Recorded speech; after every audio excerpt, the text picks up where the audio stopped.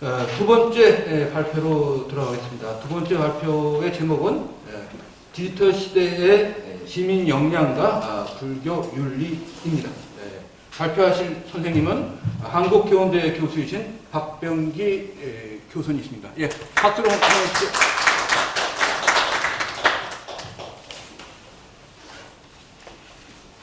예, 반갑습니다.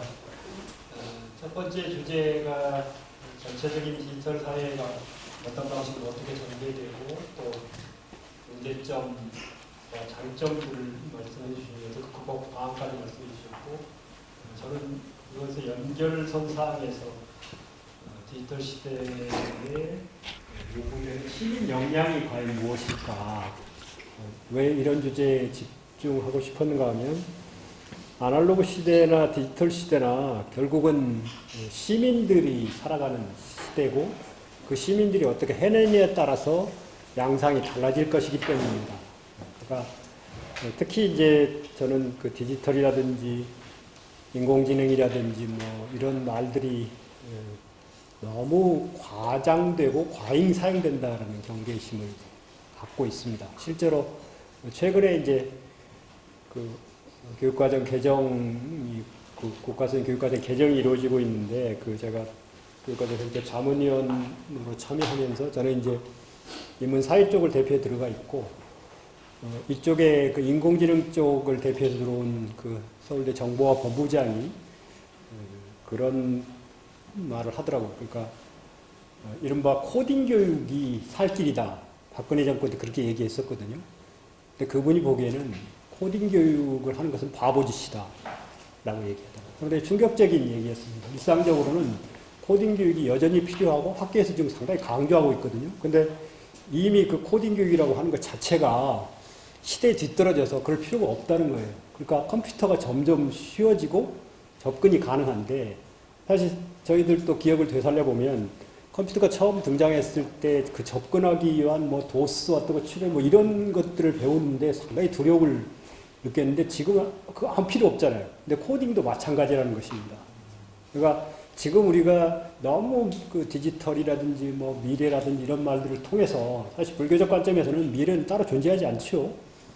현재의 연장선상에 있을 뿐이고, 과거도 이미 과거와 현재가 서로 연결되어 있고 현재와 미래가 연결되어 있고, 그러니까 지금 이 순간에 시민들이 정신을 차리고 잘 살아가면 미래는 자연스럽게 우리가 수용할 수 있다는 것입니다. 그런 것이 제 주장의 핵심이고, 그런 디지털 시대에 그런데 이제 특히 우리가 세대라는 말을 할 때 뭐 MZ 세대, 처음에는 밀레니엄 세대, 그러다가 MZ 세대, 그러다가 요즘 또 알파 세대 그러고, 그 앞에는 X 세대가 있고 Y 세대가 있고 막 말도 막 영어로 써가지고 헷갈리게 해놨습니다. 이걸 만들어낸 사람이 누군가 하면 상품 팔아먹는 자들입니다. 진짜. 그 엄청난 조직이거든요.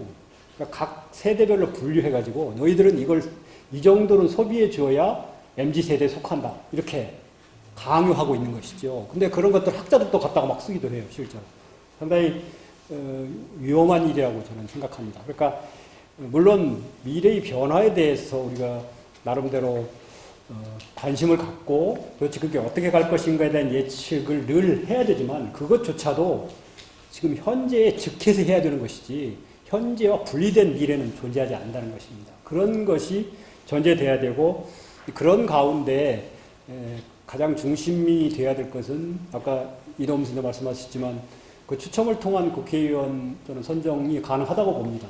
이미 그리스에서 실험됐었죠. 그리고 그게 상당히 효과가 있었습니다. 근데 그 전제가 뭔가 하면 시민들이 기본적인 역량을 갖고 있다는 전제가 있는 거죠.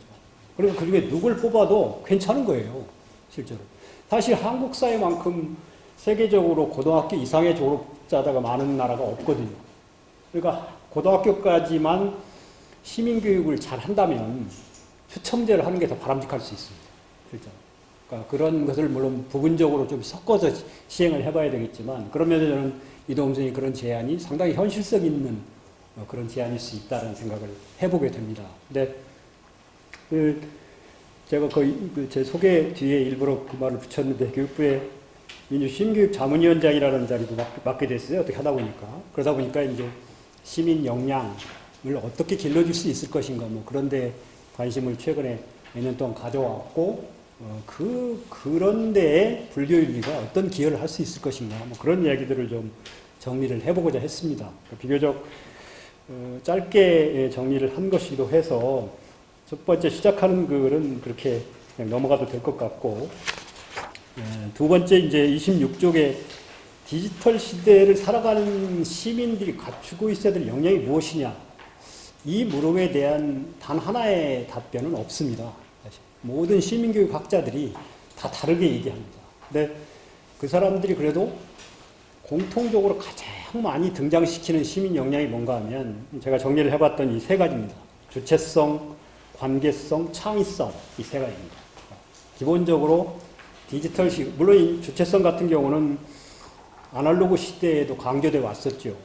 그런데 디지털 시대가 되면 오히려 주체성이 더 강조돼야 된다는 것입니다. 아까 이동훈 선생님 말씀하신 재현의 위기라든지 이런 것들 때문에 자기 주도성을 발휘하기가 점점 힘들어지는 거죠. 그러니까 주체성이 디지털 시대에 더 요구된다는 것이고 또 개별화된 세상에서 사는 것처럼 느끼기 때문에 사실은 관계 속에 살고 있는데 디지털 상황은 내가 개별화된 상황 속에 살고 있다고 느끼게 만들죠. 그런 이유 때문에 관계성을 더 강조해야 된다는 것입니다. 그리고 이제 마지막 창의성은 인간이 살아가는 과정에서 무언가 새로운 걸 만들어내고 발전하고 이런 것들이 이어서 아날로그 시대나 디지털 시대나 동일하게 동시에 강조되어 왔던 것이긴 한데 디지털 시대의 창의성은 좀 다른 측면이 있다는 것입니다. 이제 그런 것들에 대한 말씀을 좀 드리고 싶어서 그 27쪽 부분에 주체성과 관계성을 다시 묻다 부분부터 잠깐만 좀 빠른 속도로 그 부분 좀 읽어가면서 말씀드리겠습니다. 바로 그 이유 때문에 21세기 초반 디지털을 기반으로 일상을 영위해가고 있는 한국 시민들에게 먼저 요구되는 역량은 한동안에는 자율성이라고 얘기했거든요. 자율성이라기보다는 주체성이라고 설정해 볼 수 있다는 것입니다. 물론 주체성 또한 자율성과 이론적 기반이 겹치는 개념이고 오히려 서구 근대성이 식민지성과 동일시될 수밖에 없었고 우리는 그것을 일본 제국주의라고 하는 왜곡을 통해서 받아들여야만 했던 역사를 기억할 필요가 있을 것입니다. 그럼에도 주체성이라는 개념을 다시 호출하는 이유는 21세기 초반 한국 시민사회에서 가장 먼저 요구되는 시민 역량이 개방된 마음을 전제로 하는 한국 시민의 주체성이기 때문입니다. 그러니까 그 아래 부분은 우리가 꽤 오랜 시간 동안 주로 뭐 기점이 좀 그 학자들이 다르긴 하지만 특히 임진왜란 병자 호란 이후에 우리 삶의 중심을 특히 뭐 인물성 동일론 같은 것도 사실은 청나라를 어떻게 인식할 것이냐 하는 문제와 직결된 것이었단 말이에요. 그러니까 그 이후로 사실은 명나라를 여전히 붙들고자 하는 세력들이 중심에 있었고 그들이 그 역사를 주도하는 이른바 노론으로까지 연결되기도 하죠. 그런 과정들을 거치고 그 노론이 신봉했던 중국이 일제 친일파들이 일본으로 바꾸고 친미파들이 미국으로 바꾸고 이렇게 그런 역사를 20세기 역사 속에 살아왔습니다. 그러니까 그런 바탕 속에 살았기 때문에 지금도 여전히 우리는 어떤 얘기를 할 때 선진국이라는 말을 그냥 쓰죠. 선진국이 무엇인지 어떤 나라인지 그 선진국이 무엇인지도 제대로 규정하지 않으면서 선진국에서 이러는데 우리는 이렇게 하고 있다. 이렇게 쉽게 얘기한단 말이에요. 그러니까 그런 것으로부터 벗어나기 위한 첫 번째 전제 조건이 한국 시민의 주체성이라는 것입니다. 그런 이야기를 맨 마지막 문단부터 좀 잠깐 읽어보겠습니다. 코로나19 상황이 2년 가까이 이어지면서 우리가 많은 것을 내주어야 했지만 다른 한편 소중한 것들을 얻을 수도 있게 되었습니다. 그 중에서 두 가지가 저는 가장 소중한 것이라고 보는데 첫 번째는 인류 보편적인 차원의 것이고 다른 하나는 특히 우리 한국 시민의 정신구조 차원의 것이기도 합니다. 전자는 우리 삶이 다른 인간은 물론 모든 존재하는 것들과의 의존 속에서만 비로소 가능하다는 관계성의 인식 계기를 맞게 된 것이고 후자는 코로나19 대응에 관한 각국의 수준을 실시간으로 지켜볼 수 있는 디지털 상황과 오징어 게임에서 방탄소년단 미나리 등으로 이어지는 한국 문화의 세계성 확인 등을 통해서 지닐 수 있게 된 주체성의 회복 기회라는 것입니다. 물론 그 주체성은 다른 방향으로 잘못 확장돼서 마치 우리가 모든 것에서 우월한 국가가 되어버린 듯한 이른바 국뽕의 가능성도 상당히 위험스러운 수준까지 와 있습니다. 국뽕이 뭐 치명적인 수준까지 올라왔다 이런 말을 하기도 하죠. 그것도 경계해야 되는데 균형 잡힌 자신감과 열린 마음이 함께 자리할 수 있는 계기일 수는 있다는 것입니다. 그러면서 최소한 우리가 다른 나라와 비교할 때도 그냥 있는 그대로 비교하고 존재하지 않는 선진국 병응을 극복할 수 있는 계기를 맞게 됐다는 것입니다. 특히 이건 뭐 정치 영역도 마찬가지죠. 제가 그 밑에 인용해 본 것이 그 미국의 예일대학의 법철학 교수인 마사 누스바움의 책에서 인용해 본 것인데 그게 어떤 것인가 하면 2016년 미국 대통령 선거날 밤은 내게 환한 대낮이었다. 이 사람이 이제 대낮이었다. 이 사람이 그 트럼프가 당선되던 날 동경에서 무슨 상을 받기 위해서 와 있었다는 것입니다. 그런데 이 사람이 생각하기에는 그 밑에 보면 칼같이 나는 유권자들이 매우 불안했지만 혐오와 분노에 기반한 정치적 호소는 먹히지 않을 것이고 그래서 최소한 트럼프가 당선되지는 않을 것이다 라고 미국의 지식인들이 대부분 예측했다는 것입니다. 그런데 결과적으로는 트럼프가 당선돼 버린 거예요. 그러니까 잠을 못 자고 도대체 이게 어디서 비롯된 것인가. 그러니까 두 진영이 적대감과 혐오로 무장한 정치 상황이 이게 우리나라도 전혀 예외가 아니잖아요. 그렇잖아요. 그러니까 한 사람 각각에 대해서 객관적인 평가를 하고 그 주자에 대해 그렇게 하는 게 아니라 내 편이 아니면 무조건 적이고 적은 나쁜 놈이고 우리 편은 좋은 편이고 이런 식의 조폭적인 문화가 정치 상황을 지배하고 있죠. 실제로. 그러니까 이게 전에는 뭐 우리 정치는 우리 정치 수준은 왜 그래 그랬는데 누스바움의 분석에 따르면 미국도 전혀 다르지 않다는 것입니다. 그러니까 미국이라고 해서 이 상황이 전혀 낫지 않다는 거예요. 오히려 거꾸로 우리가 미국적 상황을 수입하다 보니까 그랬는지도 모르죠. 한편 정당 정치를 잘못 이끌게 되면서 그런 과정들을 보고 그렇게 본다면 그 밑에 문단에 이제 거친 의미의 진보와 보수 구문은 의미를 상실한 시대가 되어가고 있습니다. 그 구분 기준 자체가 문제일 뿐만 아니라 이미 그들이 우리 정치사 속에서 해낸 일들이 이런 구분을 어렵게 만들고 있다는 의미이기도 하지요.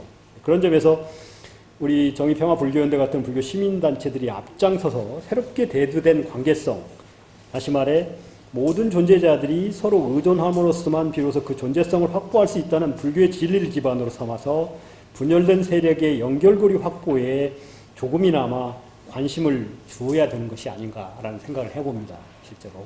그런 것이 주체성과 관계성의 문제이고 마지막 창의성의 문제는 이제 이 부분에서는 그 29쪽에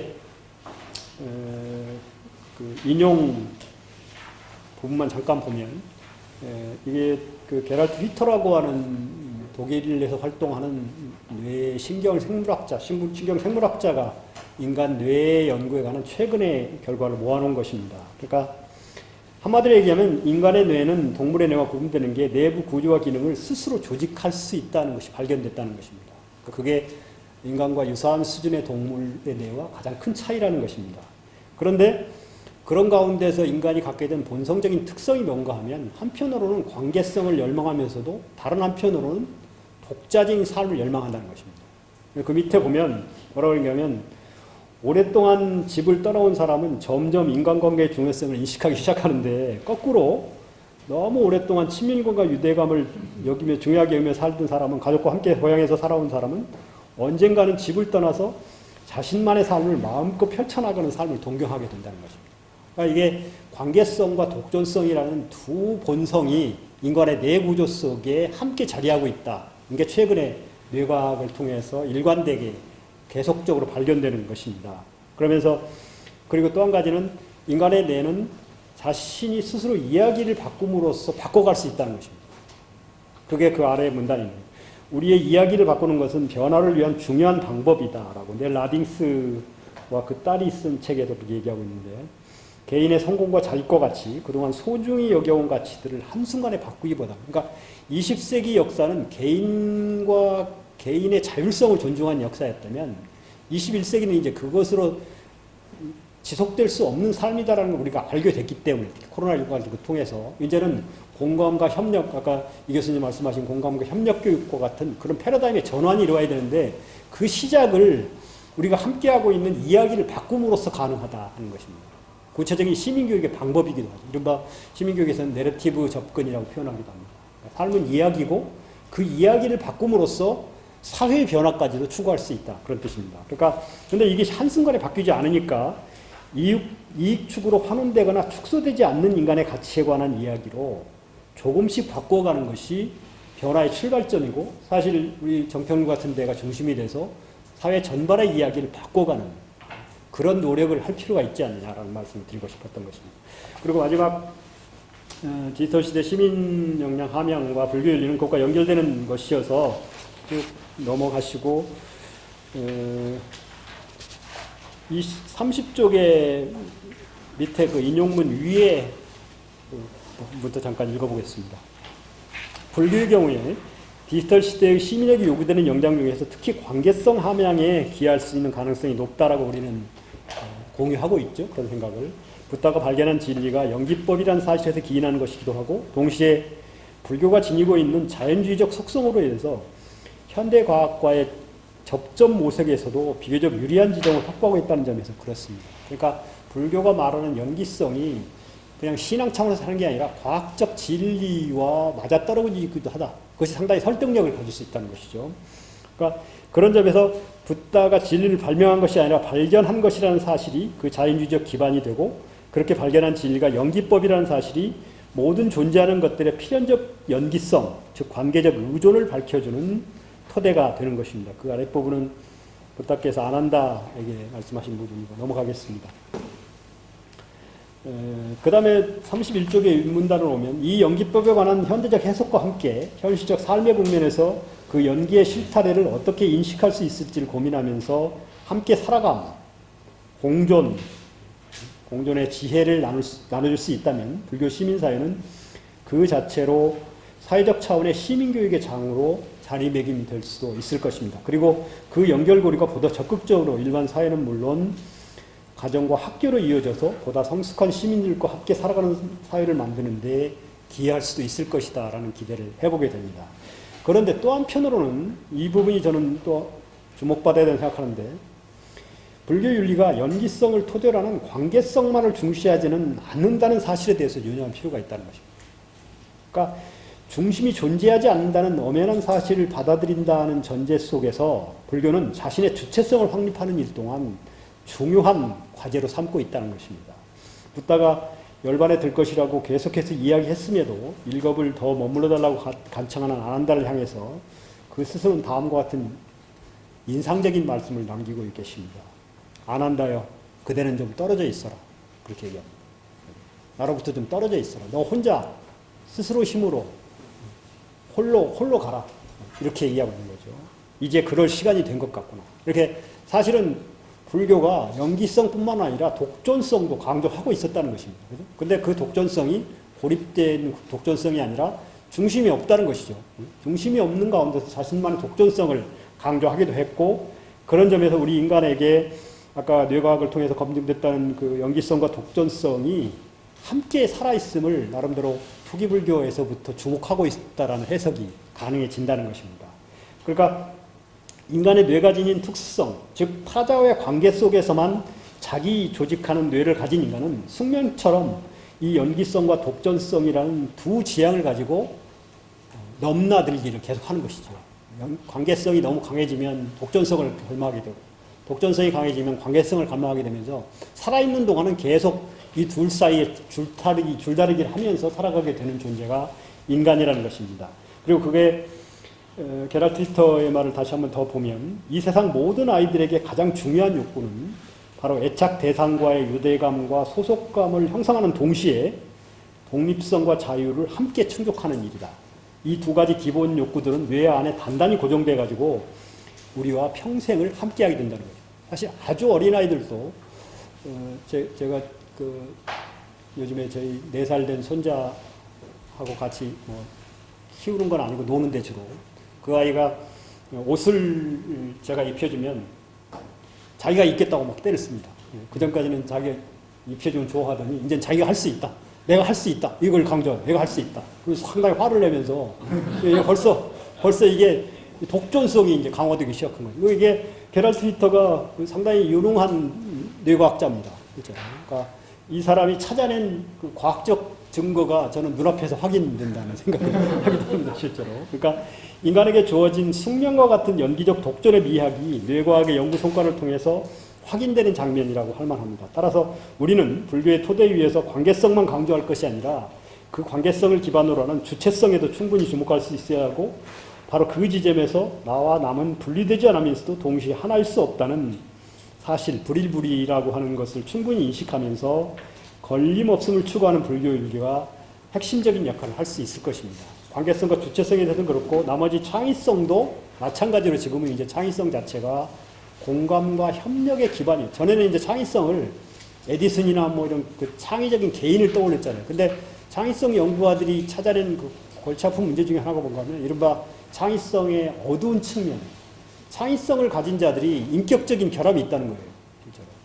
그러면서 이제 그 진짜 창의성은 관계 속에서 함께 만들어내는 창의성이다라는 쪽으로 옮겨가고 있습니다. 실제로. 창의성 자체도 함께 공동 협력하는 작업, 특히 어디 뭐 에디슨처럼 어디 자기 집 창고에 숨어 살 수 있는 게 아니고 모든 창의성 발현이 함께 하는 데서 마련되고 있다는 것이고 그런 것에서도 불교는 특히 불교 윤리는 상당히 창의성 함양에도 줄 수 있는 여러 가지 함축이 있다. 그런 말씀을 좀 드리고 싶었습니다. 예, 이런 정도 마치겠습니다. 고맙습니다.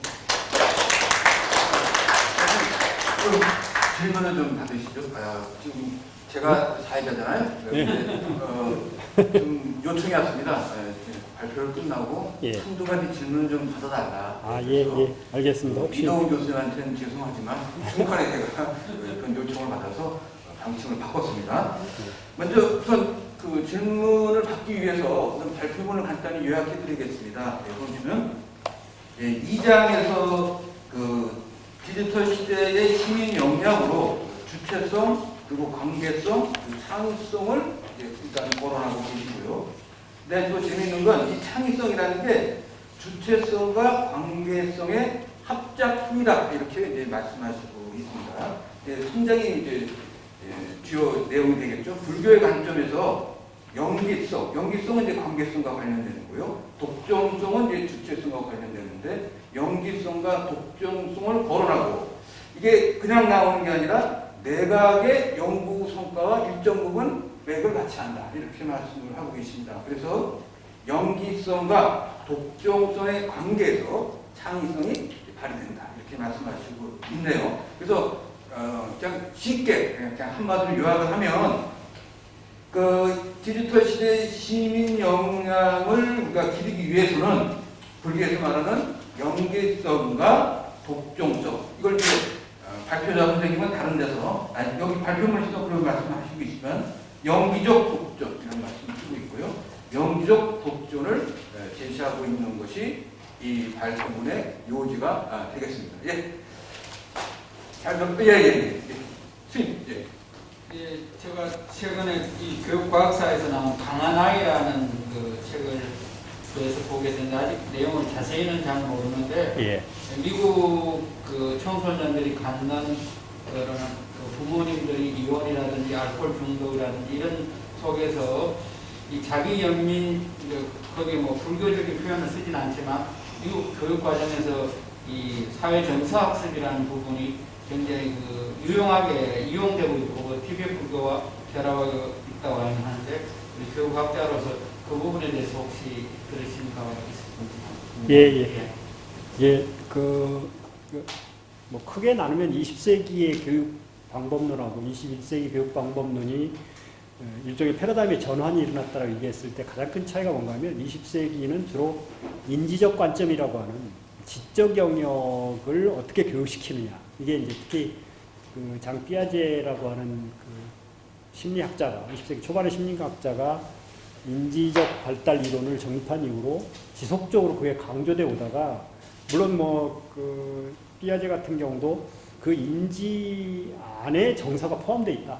이렇게 이제 정의했던 것이죠. 그런데 점점 21세기로 넘어오면서 인지만으로는 포용될 수 없는 정서적 영역 또는 이제 교육학적으로는 정의적 영역이라는 표현을 쓰는데 가치와 태도의 문제, 뭐 성향의 문제 이런 것들이 오히려 독자성을 갖고 있다는 쪽으로 가고 있습니다.